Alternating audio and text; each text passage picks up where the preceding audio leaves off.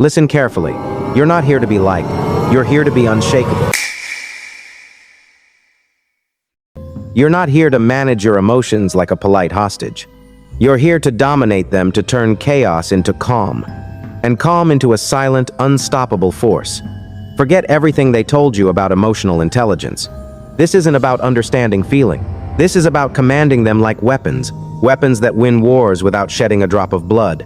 And I need you to hear this. This is not advice. This is a recalibration, a new operating system. Because if you don't master your emotions, someone else will. And when they do, you won't even realize you're dancing to their strings until it's too late. Today, we aren't talking about healing. We're talking about armoring up.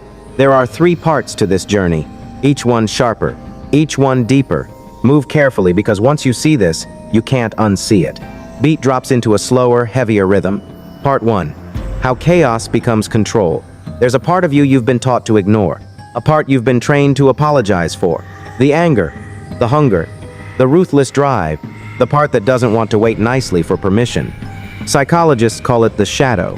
I call it your raw truth. See, you were programmed. From the moment you could walk, you were fed rules. Don't be too loud. Don't be too confident. Don't be too angry. Don't be too proud. Be nice. Be agreeable. Smile. You internalized those rules. You obeyed. And every time you silenced your rage, your ambition, your gut-level instincts, you built a cage inside your mind. At first, it was invisible. Now, it's the reason you flinch when challenged. It's the reason you doubt yourself when you know you're right. It's the reason you feel hollow when you achieve something you thought would make you proud. Understand this. You are not fragile because you feel too much. You are fragile because you were never taught to command what you feel. Beat tightens like a coiled spring. Here's the hack. You don't suppress the darkness. You weaponize it. You feel the rage and use it to build boundaries. You feel the fear and use it to sharpen your instinct. You feel the hunger and use it to create, not destroy. The shadow isn't your enemy. It's your greatest untapped arsenal, but only if you stop running from it. Part 2. The danger of waking up. Let's talk about the real risk, because this isn't all glory. Once you wake your shadow, there's no putting it back to sleep. You either control it, or it controls you. You've seen it happen. The ones who get a little self-aware, who learn just enough psychology to manipulate people without even realizing it. The fake leaders, the loud frauds, the spiritual narcissists who talk about healing but can't handle criticism without imploding. This is what happens when you awaken the dark without discipline. They think they're free. They think they're powerful. But they're puppets to their own unclaimed chaos. Softer, slower delivery here to let it sink in.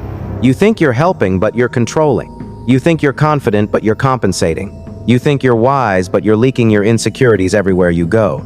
Awareness without control is not awakening. It's weaponized delusion. That's the fork in the road.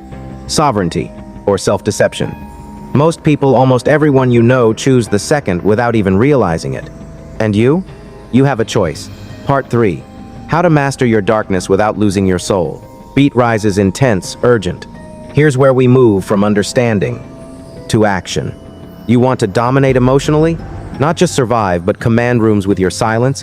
Then you must do what 99% of people are too soft, too scared, too civilized to do. Train your instincts without losing your humanity. It starts with brutal internal clarity. Grab a pen. Yes, now. Step 1. List the traits you hate most in others. The liars, the arrogant, the manipulators, the cowards, the cheaters. Step 2. Flip the mirror. Where does this exist in you? Maybe you're not a liar, but have you twisted your words when scared to lose someone? Maybe you're not a manipulator, but have you ever acted nice to get something you wanted? Maybe you hate arrogance, but secretly despise yourself for hiding your brilliance. Own it, claim it, name it, because what you refuse to name will own you. Low rumble in background music, electric tension building. Step 3. Ask yourself the most dangerous question. How could this trait serve me if I used it consciously? If you've suppressed anger, maybe it's time to use it to carve new boundaries. If you've suppressed manipulation, maybe it's time to use strategy to protect yourself ethically.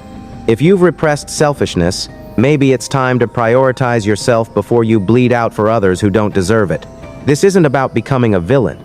It's about becoming sovereign, whole, commanding, alive. Soft piano notes mix with a heavy bass as the speech deepens. Imagine this. You're in a room. Someone insults you in front of everyone. The old you would have flinched, maybe laughed it off, maybe stewed in silence. The integrated you look them dead in the eye. No smile, no anger, no flinch. Just that quiet, terrifying calm. Because you don't need to bark to dominate. Your silence says, I see everything. I fear nothing, and I will not be moved. That kind of stillness, it's not passive, it's strategic. It's dominance in its purest form. And in that moment they feel it. They know it, even if they can't explain it. Final call. Who you choose to become, music swells into a slow thunder. Understand, the world doesn't need more nice people playing small, folding under pressure, apologizing for existing.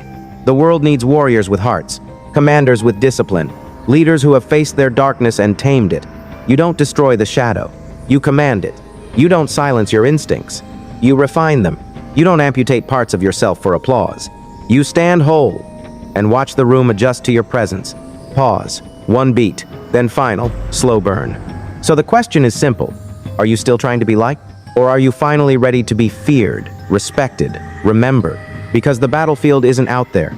It's in here, in your mind, in your chest, in every moment where you either flinch or stand unshakable. Choose carefully,